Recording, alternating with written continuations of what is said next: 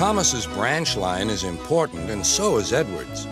But their track and bridges are not so strong as those on the main line. Sir Topham Hatt does not allow the heavier main line engines like Gordon to run on them. But one day, the way Gordon was talking, you would have thought Sir Topham Hatt had given this order for quite another reason. "It's not fair," grumbled Gordon. "What isn't fair?" asked Edward. "Letting branch line diesels pull main line trains." "Never mind, Gordon. I'm sure Boko will let you pull his freight cars sometimes." Gordon spluttered. "I won't pull Boko's dirty cars. I won't run on branch lines." "Why not? It would be a nice change." "Sir Topham Hatt would never approve," huffed Gordon. "Branch lines are vulgar." Gordon puffed away. Edward chuckled and followed him to the station.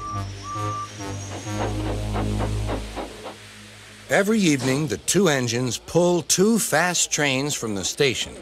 Gordon always leaves first with an express for the main line. Edward follows 5 minutes later with his train for the branch line.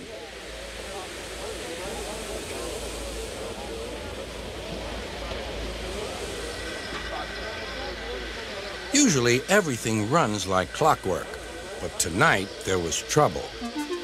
A lady in a green floppy hat was saying goodbye to a friend. It was nearly time for Gordon to start. The fireman looked back towards the conductor's van and saw something green waving. "Right away, mate." He thought the conductor had waved his flag.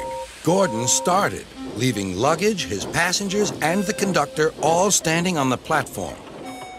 Everyone was very surprised and cross.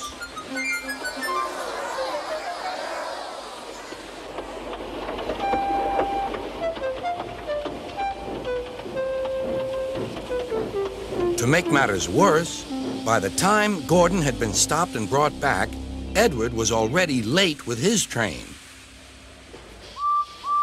So now he set off first. But the signalman at the junction wasn't told about the change. By mistake, he sent Edward along the main line. Gordon was sent along the branch and arrived cold and cross on one of the sidings near the harbor.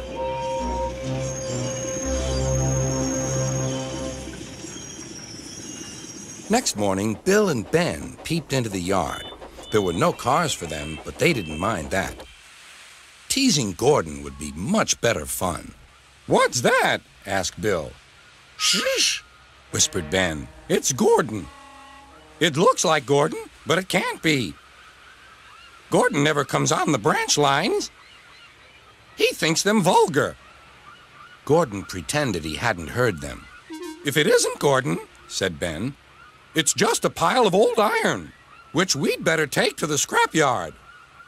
"No, Bill, this lot's useless for scrap. We'll take it to the harbor and dump it in the sea."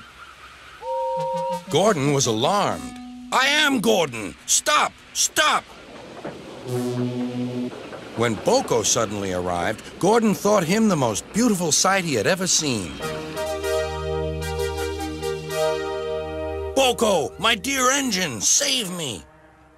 Boko quickly sized up the situation and threatened to take away the cars he had brought for Bill and Ben. This made the twins behave at once. Gordon thought Boko was wonderful. "Those little demons, how do you do it?" "Ah, well," said Boko, "it's just a knack." Gordon still believes that Boko saved his life, but we know the twins were only teasing, don't we?